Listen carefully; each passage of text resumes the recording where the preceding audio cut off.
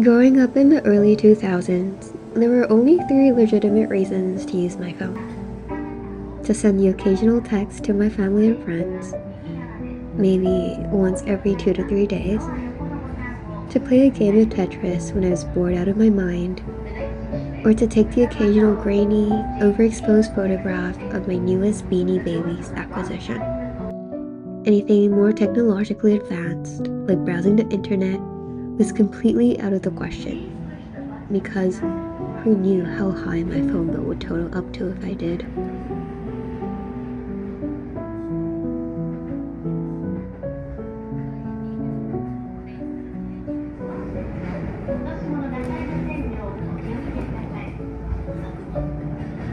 The next station is Okutama Terminal, JC74. The doors on the right side will open. Thank you for traveling with us.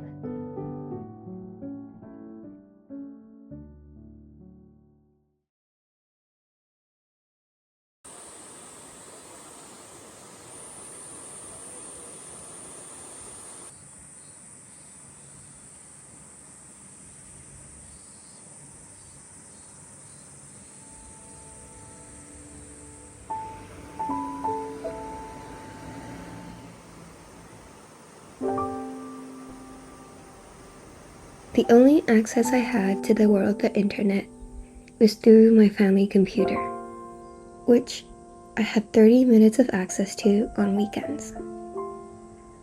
This meant 60 minutes to live my entire digital life. My farm bill props had to be tended to, my ski jump scores must be conquered, and the latest rumors of Logan Lerman had to be acquired.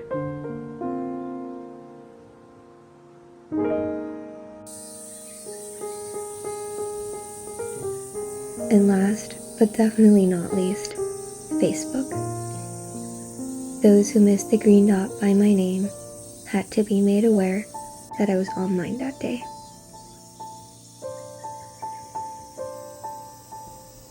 I would post a status about my day, tag my 3 friends for no reason, and change my relationship status to "it's complicated," because there really was nothing more complicated than an overthinking preteen at an all-girls school and her celebrity crush.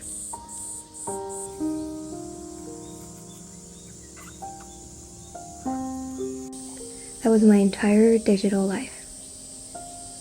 And it's strange to think that the same world I once accessed for a single hour each week was now a world I did everything on, where I worked, socialized, found inspiration, insecurities, and aspirations.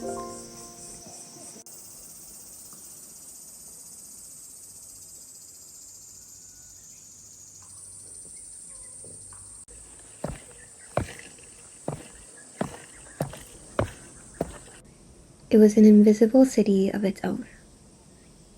A city I mentally lived in, but could never fully visualize.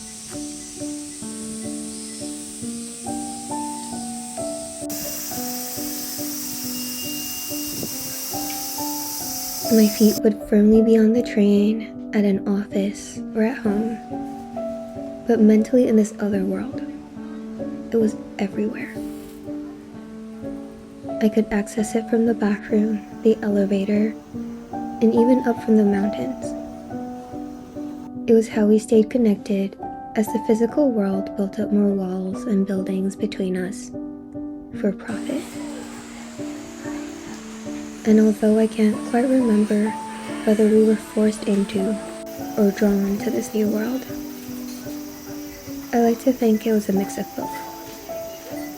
It was, on one hand, this free space that we all had access to, where we could create any kind of world we wanted, be anyone we desired to be.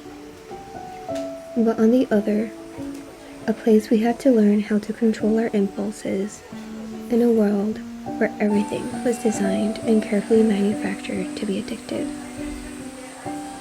It was us against the world.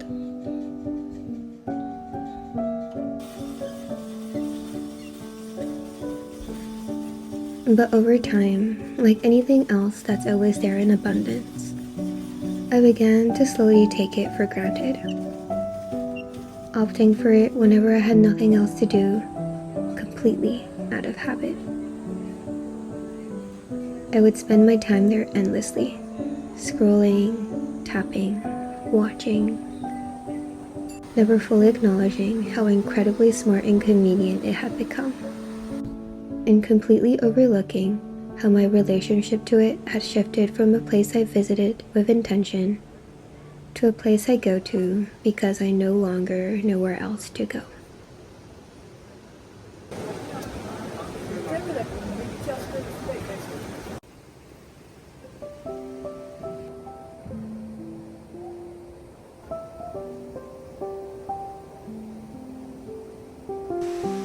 I sometimes wonder if 10-year-old me, who could barely remember to bring her sliding Sony Ericsson phone, who pleaded for just a few extra minutes on the family computer, who marveled at her first ever iPhone, would have been flabbergasted. Maybe she would have felt let down to hear that instead of cultivating more farms and even more cities, or even planets, I scroll through random short snippets of hauls and must-haves that are fed to me nonstop. And that instead of posting about my day and seeing what my friends were up to, I see random people's morning routines. People whose jobs are to live and film an aspirational life.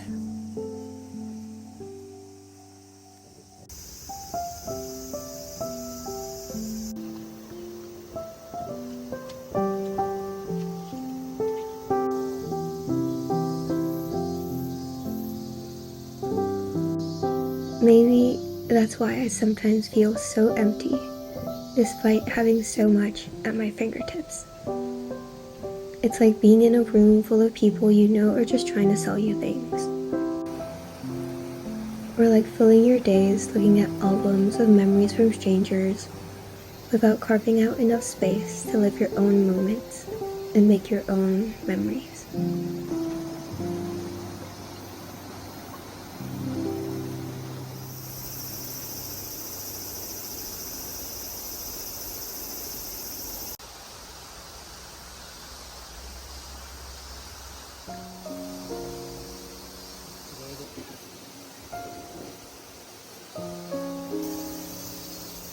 But I need to say, it's not all that bad. Not even close. There's so much to learn here. You can search up the name of the insect you just saw at the park in a matter of seconds. Watch videos made by some of the smartest people in the world. Or watch documentaries or blogs about cities and communities you've never heard of.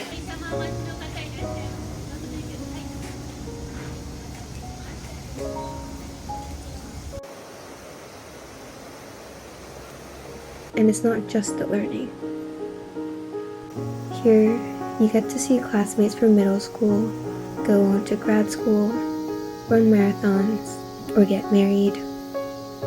With a simple follow back in 9th grade, we were able to follow each other's lives going forward, no matter where our lives took us.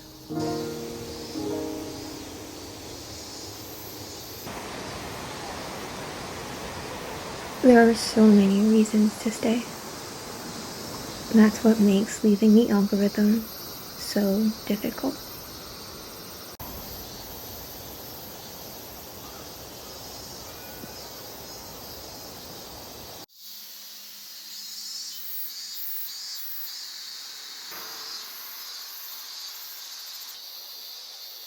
This online world is full of so many miracles, but also quite bizarre if you think about it.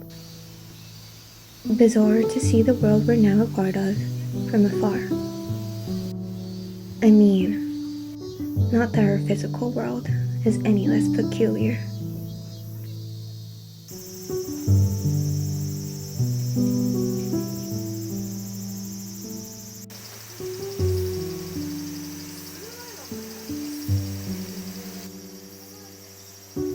but to see it with all the possibilities that we've overlooked because we took it for granted,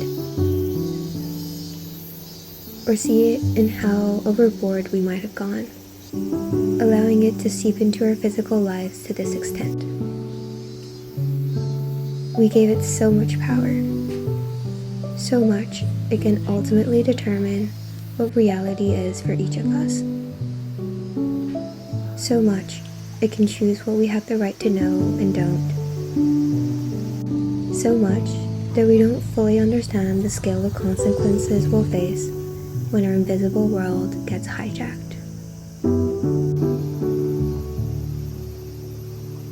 But at the end of the day, what can we really do?